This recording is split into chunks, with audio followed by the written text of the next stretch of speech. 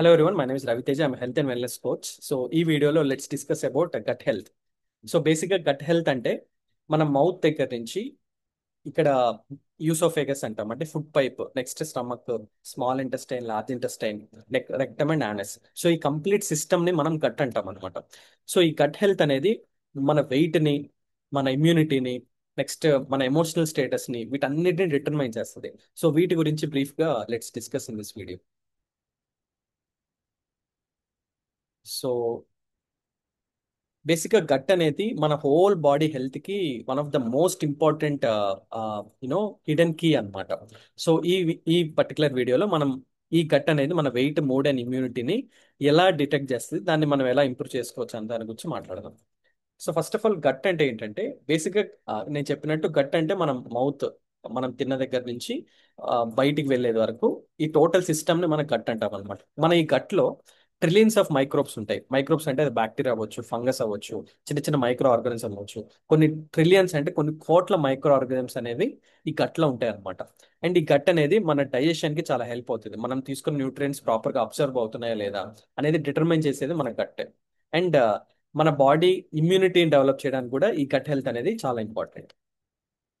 So బేసిక్గా మన gut వెయిట్ని ఎలా ఎఫెక్ట్ చేస్తుందంటే, ఎప్పుడైనా సరే మన గట్లో ఇంబ్యాలెన్స్డ్ గట్ మైక్రోబ్స్ ఉన్నప్పుడు, ఇంబ్యాలెన్స్డ్ గట్ మైక్రోబ్స్ అంటే బ్యాడ్ బ్యాక్టీరియా ఎక్కువ ఉండి, ఆ, ఇటువంటి బ్యాడ్ బ్యాక్టీరియా కానీ ఇటువంటి ఈ మైక్రోబ్స్ అనేది ఇంబ్యాలెన్స్ అయినప్పుడు ఏమవుతుందంటే మనం తిన్న ఫుడ్ ప్రాపర్గా యూటిలైజ్ అవ్వకుండా ఫ్యాట్ స్టోరేజ్ అనేది ఎక్కువ జరుగుతుంది.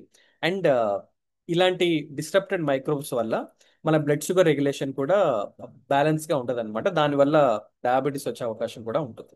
నెక్స్ట్, ఈ బ్యాడ్ బ్యాక్టీరియా అనేది ఎప్పుడైనా బ్యాడ్ ఫుడ్నే కోరుకుంటుంది. సో బ్యాడ్ ఫుడ్ అంటే in terms of sugar cravings కానీ, ఈ అన్హెల్దీ ఫుడ్స్ కానీ ఎక్కువగా కోరుకుంటుంది. సో మీకు క్రేవింగ్స్ ఉన్నాయంటే మీ గట్ హెల్త్ అనేది మంచిగా లేదని అర్థం.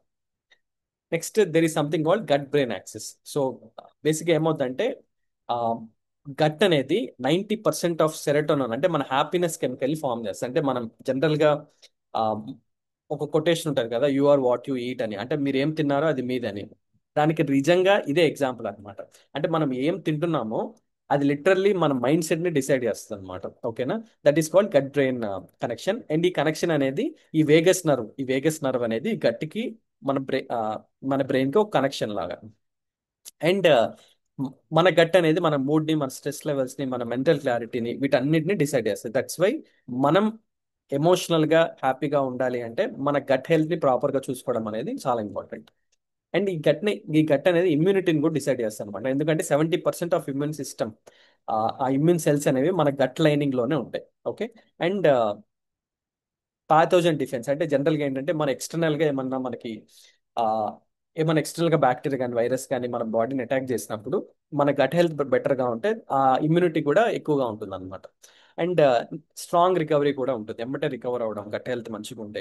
అండ్ బాడీలో ఏమైనా ఇన్ఫ్లమేషన్ ఉంటే, బాడీ లోపలికి మనం తిన్న ఫుడ్ లో ఏమన్నా అన్హెల్దీ బ్యాక్టీరియా కానీ ఎంటర్ అయినప్పుడు ఈ ఫైటింగ్ కెపాసిటీ అనేది మన గట్ దగ్గర నుంచి డిసైడ్ అవుతుంది అనమాట.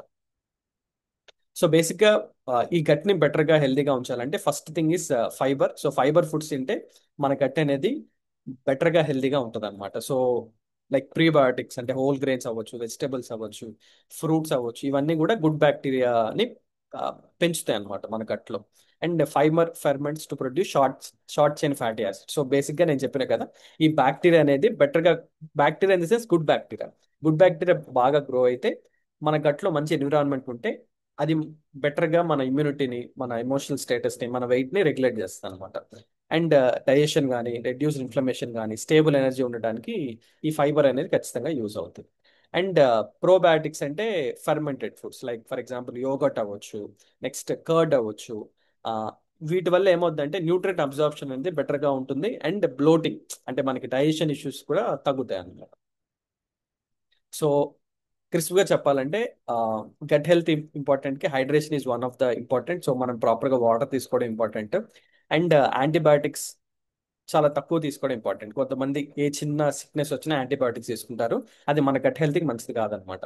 అండ్ స్ట్రెస్ని మేనేజ్ చేయడం కూడా చాలా important. Okay. So chronic stress వల్ల మన గట్ హెల్త్ కూడా ఇంపాక్ట్ అవుతుంది. And sleep is also important. 7 to 9 hours of every day sleep also important. Okay. So this is briefly about gut health. And రేపు ఇంకొక వీడియోతో వెల్కమ్. Thank you.